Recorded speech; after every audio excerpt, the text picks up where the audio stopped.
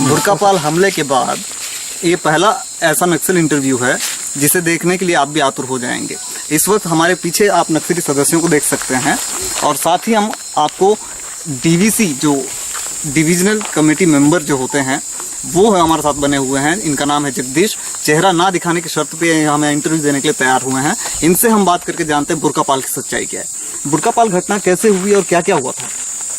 जो बुर्कापाल घटना जो 24 अप्रैल में हुई है, जो हमारा पीएलजे का प्लान था कि उस एम्बुश में फंसा कर उनको मारना है करके हमारा प्लान था। लेकिन जो हमारा जो पहले का प्लान में पुलिस वाले नहीं पहुंचे हैं, जो साइड में आकर लोग उनका मतलब काम चल रहा था, उनका ऊपर हम हमला किया। अच्छा, उस हमले में ये बताया जाता है कि लगभग 20 नक्सली मारे गए हैं, तो इस बात में कितनी सच्चाई है?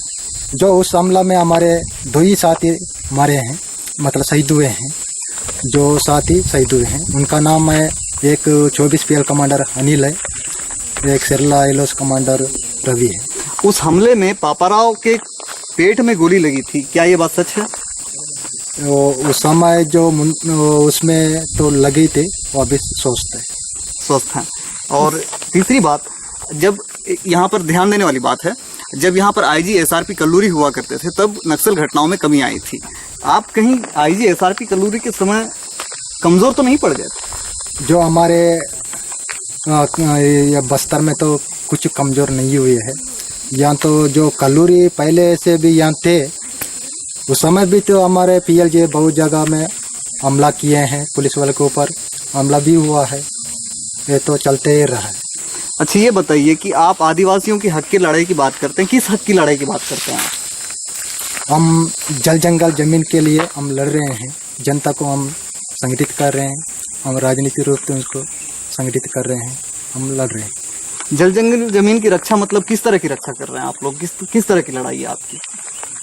जो हमारा लड़ाई है, यहाँ पर जो शासक वर्ग है, मतलब यहाँ शोषण कर रहे हैं जनता के ऊपर, उनसे लड़ाई है आपकी? उनके ऊपर हम लड़ाई कर रहे हैं। जब उनसे लड़ाई है तो यहाँ पर जैसे CRPF के जवान हैं, CF के जवान हैं, STF DF DRG के जवान हैं, उनकी जब हत्या करते हैं तब क्या उनके घर परिवारों की याद आपको नहीं आती कि कितनी तकलीफ उठाएंगे वो लोग अपने बच्चे को खोकर, अपने बेटे को खोकर, अपने पति को खोकर, अपने पिता को खोकर?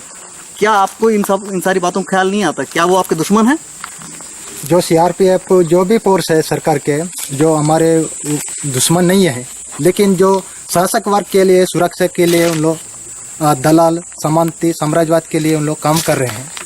काम करते हुए हमारे जनता के ऊपर, गरीब लोगों के ऊपर, उनका ऊपर हमला करना, परिजन मार डालना, हत्या करना, ये सारे वो लोग फोर्स वाले ही कर रहे हैं, उनका ही नेतृत्व में कर रहे हैं, इसलिए हम उन पर हमला कर रहे हैं। अच्छा, एक बात और मैं आपसे जानना चाहता हूँ कि छत्तीसगढ़ सरकार की आत्मसमर्पण नीति अभी चल रही है, जिसके तहत कई नक्सली आत्मसमर्पण कर चुके हैं, तो क्या लगता है कि आने वाले दिनों में सारे नक्सली आत्मसमर्पण तो नहीं कर देंगे?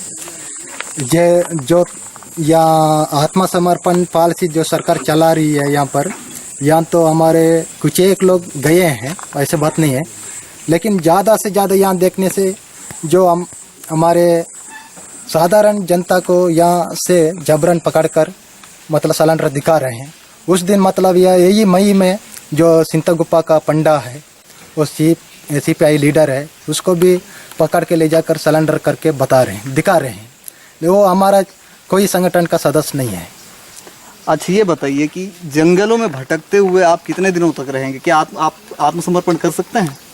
हम आत्मसमर्पण नहीं करेंगे, हम आत्मसम्मान के लिए लड़ेंगे, लेकिन आत्मसमर्पण नहीं करेंगे। तो ये थे DVC जगदीश, जो इस वक्त हमें आपको संबोधित कर रहे थे, बता रहे थे।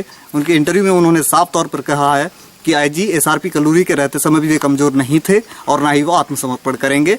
नक्सल नीति यानी कि जनवादी क्रांति, जैसा कि इन्हीं की जुबानी कहती है, उस पर ये अब डटे रहेंगे और किसी भी तरह से अपने क्रांति को रोकेंगे नहीं। युकेश चंद्राकर, स्वराज एक्सप्रेस, बीजापुर।